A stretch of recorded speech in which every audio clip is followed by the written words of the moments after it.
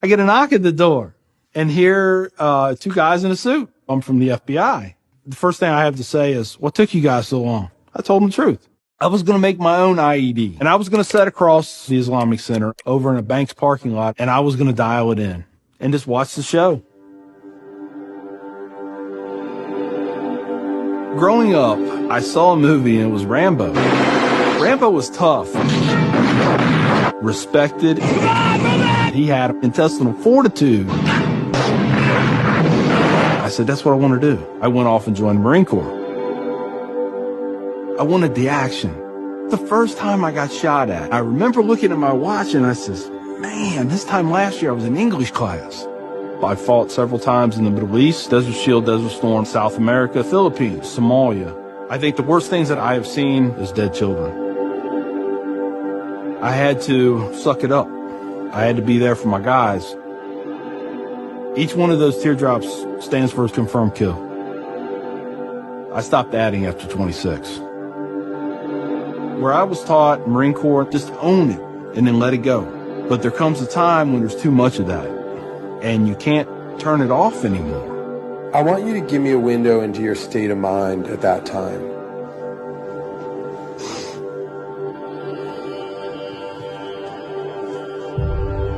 One time, my wife and I went to a DSW, and I saw in the distance these two women in black burqas in my store.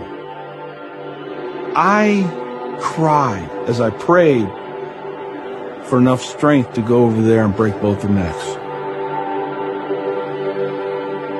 I was just angry. I was just full of hate, and it just fed off itself.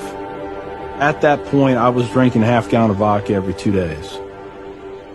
I had devised a plan, create my own IED, homemade bomb, and I was going to set it off right outside the Muncie Islamic Center. 200 plus killed or injured. That was the plan. I saw an opportunity to do one last thing for my country. This was my rationale. I knew I would end up in a federal prison with a needle in my arm. I didn't care my hatred of Islam. It was the only thing that was keeping me alive.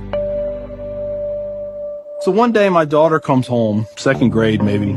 She was telling me about this little boy who sat across from her. His mom came to get him. She said she had scarves on her, and she had a dress all the way down to her feet, and you couldn't see her on nothing but her eyeballs. At that point, I snapped. Started spewing things out of my mouth that should never be said in front of children or anything.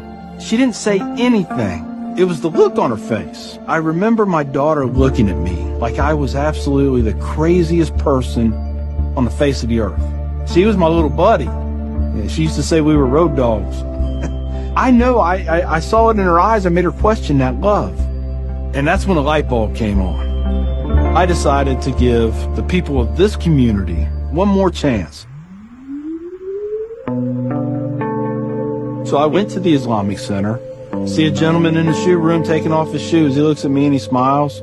He said, can I help you? And I said, yeah, I want you to teach me about Islam. So he went and he gave me a Quran. Read this. Come back when you have questions. So I did. And I would see things in the book. I'd be like, there it is. I got them right there. Explain that to me. And they would. This was a kind of awakening. Long story short, 8 weeks after that first day I stepped into the Islamic Center, I became a Muslim.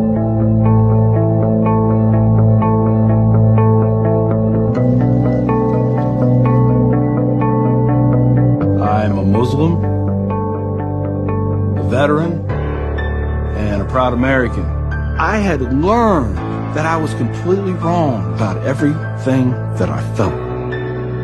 You know, Judaism had a message, Christianity had a message, Islam had a message. Funny thing is, though, it was the same message. It was about peace, and it was about love.